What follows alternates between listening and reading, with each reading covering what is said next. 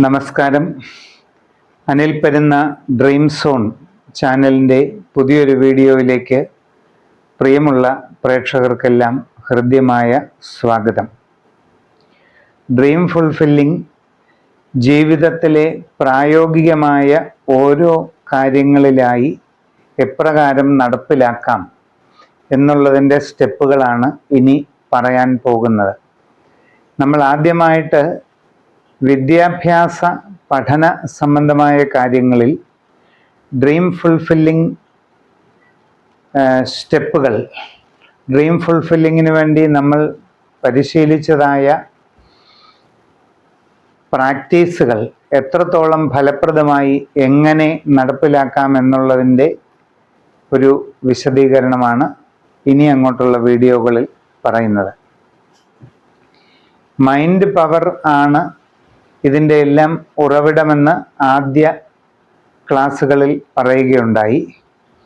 Sub conscious mind power ഉപയോഗിച്ചാണ് നമ്മൾ അഭീഷ്ടങ്ങൾ നേടിയെടുക്കാനുള്ള കഴിവ് കൈവരിക്കുന്നത് എന്നുള്ള കാര്യം ആദ്യ കാല വീഡിയോകളിൽ പറഞ്ഞിട്ടുണ്ട്. അപ്പോൾ നമ്മൾ നമ്മുടെ ഡ്രീം അഥവാ അഭിലാഷം കൃത്യമായി എന്താണെന്ന് നിർവചിക്കുന്നു. അങ്ങനെ നിർവചിച്ച അഭിലാഷങ്ങൾ കൃത്യമായി എഴുതിയിടുന്നു. എഴുതിയിട്ട നമ്മുടെ ഡ്രീം അല്ലെങ്കിൽ വിഷസ് ക്രമമായി നമ്മൾ ദിവസവും റിപ്പീറ്റ് ചെയ്ത് വായിക്കുന്നു. അതിനുശേഷം ബ്രീത്തിങ് മെഡിറ്റേഷൻ, പ്രാണായാമ ഒരു പ്രത്യേക ക്രമത്തിൽ, അതിനെ തുടർന്ന് അഫർമേഷൻ എന്ന ക്രിയയാണ് ചെയ്യുന്നത്. നമ്മൾ നമ്മളുടെ ആഗ്രഹം അഥവാ ലക്ഷ്യം എന്താണ്, നമ്മൾക്ക് നേടേണ്ടത് എന്താണ് എന്നുള്ളത് നമ്മൾ ആവർത്തിച്ച് ഒരു സെൻറ്റൻസായി ഉരുവിടുന്നതിനെയാണ്, പറയുന്നതിനെയാണ് അഫർമേഷൻ എന്ന് പറയുന്നത്.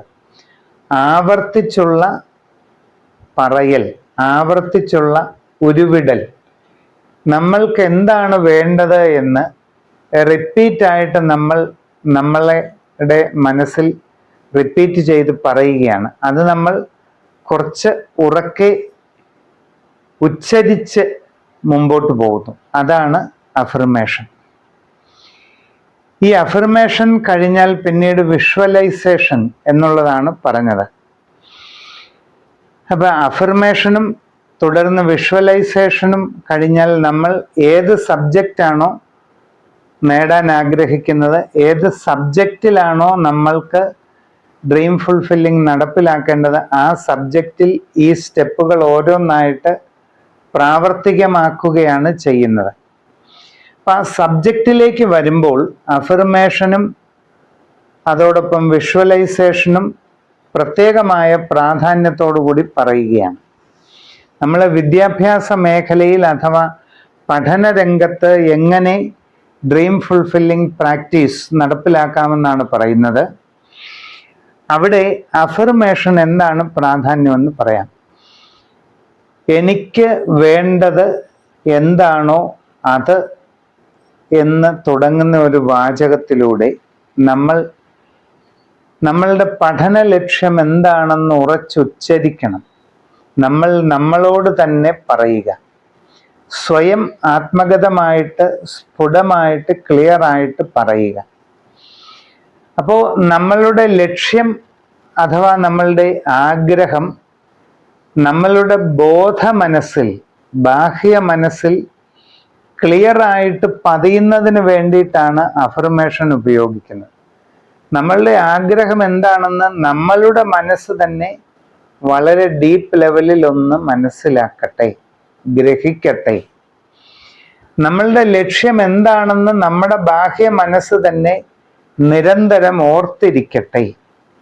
അതിനു വേണ്ടിയുള്ള പരിശ്രമമാണ് അഫർമേഷൻ ചെയ്യുക എന്നുള്ളത്.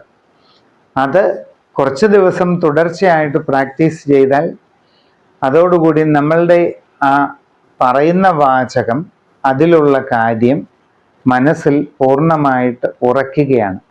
പിന്നീട് സ്വയമേ അത് നമ്മളുടെ ലക്ഷ്യം എന്താണോ എന്നുള്ളത് നമ്മുടെ മനസ്സിൽ ഇടവിട്ടിടവിട്ട് സ്വയം വരാനായിട്ട് തുടങ്ങും.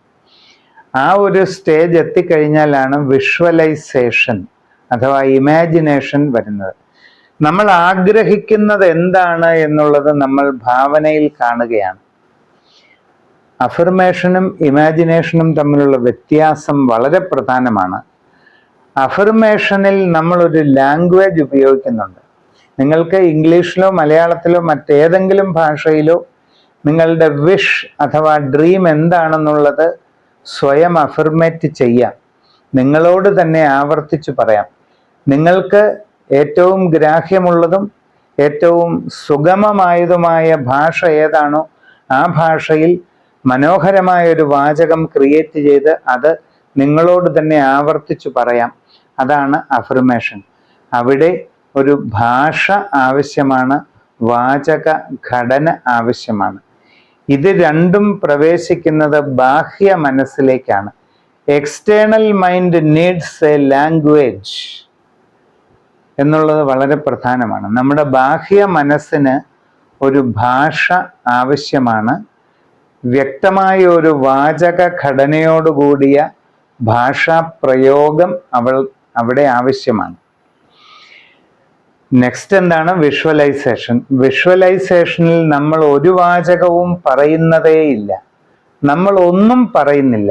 പകരം നിശബ്ദമായ ഒരു മെഡിറ്റേഷനിലൂടെ നമ്മൾ എന്താണോ ആഗ്രഹിക്കുന്നത് അത് കൈവരിക്കുന്നതായിട്ട്, നമ്മൾ എന്താണോ ലഭിക്കാനായിട്ട് ആഗ്രഹിക്കുന്നത് അത് നമുക്ക് ലഭിക്കുന്നതായിട്ട്, എന്താണോ നേടാനായിട്ട് ആഗ്രഹിക്കുന്നത് അത് നമ്മൾക്ക് നേടാൻ കഴിയുന്നതായിട്ട്, നമ്മൾ എന്തായിത്തീരാനാണോ ആഗ്രഹിക്കുന്നത് നമ്മൾ അങ്ങനെ ആയിത്തീരുന്നതായിട്ട് നിരന്തരമായ ഭാവനയാണ്, ഉറച്ച ഭാവനയാണ്. അവിടെ വാക്കുകളില്ല. Subconscious mind needs no language. ഉപബോധ മനസ്സിന് ഭാഷ ആവശ്യമില്ല, ഭാഷ പാടില്ല, ഭാഷ മനസ്സിലാവില്ല. നമ്മൾ ഏത് ഭാഷയിൽ പറഞ്ഞാലും നമ്മുടെ സബ് കോൺഷ്യസ് മൈൻഡിന് അത് മനസ്സിലാവില്ല. നമ്മൾ മനസ്സിലൊരു ചിത്രം കാണുകയാണെങ്കിൽ അത് നമ്മുടെ സബ് കോൺഷ്യസ് മൈൻഡിലേക്ക് എത്തും.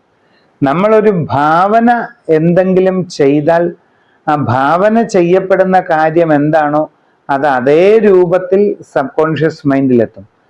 ഭാവന അല്ലെങ്കിൽ മനക്കണ്ണിൽ കാണുക എന്ന് പറയുന്നത് മാത്രമാണ് സബ് കോൺഷ്യസ് മൈൻഡിന് പ്രധാനമായിട്ടുള്ളത്. ഡ്രീം ഫുൾഫില്ലിങ്ങിന് വേണ്ടി നടത്തുന്ന വിവിധ സ്റ്റെപ്പുകളിൽ ഏറ്റവും ഫൈനലായിട്ടുള്ള ഈ ഇമാജിനേഷൻ അതുകൊണ്ട് തന്നെ വളരെ പ്രാധാന്യമർഹിക്കുന്നു. വിദ്യാഭ്യാസ മേഖലയിൽ പഠന രംഗത്ത് ഒക്കെ നിങ്ങൾ എന്താണോ കൈവരിക്കാൻ ആഗ്രഹിക്കുന്നത്, എന്താണോ നേടാൻ ആഗ്രഹിക്കുന്നത്, അഥവാ എന്താണോ ആയിത്തീരാൻ ആഗ്രഹിക്കുന്നത് അത് അങ്ങനെ ആകുന്നതായിട്ട് വളരെ സ്ട്രോങ് ആയിട്ട് ഇമാജിൻ ചെയ്യുക. അത് നിങ്ങൾക്ക് തീർച്ചയായിട്ടും ലക്ഷ്യപ്രാപ്തി കൈവരിക്കാനായിട്ട് സഹായിക്കുന്നതാണ്. അത് പ്രാക്ടിക്കലി എപ്രകാരമുള്ള സ്റ്റെപ്പുകളിലൂടെയാണ് അത് ചെയ്യേണ്ടതെന്നുള്ളത് അടുത്ത വീഡിയോയിൽ പുതിയൊരു വീഡിയോയുമായി വീണ്ടും കാണുന്നത് വരെ എല്ലാവർക്കും നമസ്കാരം.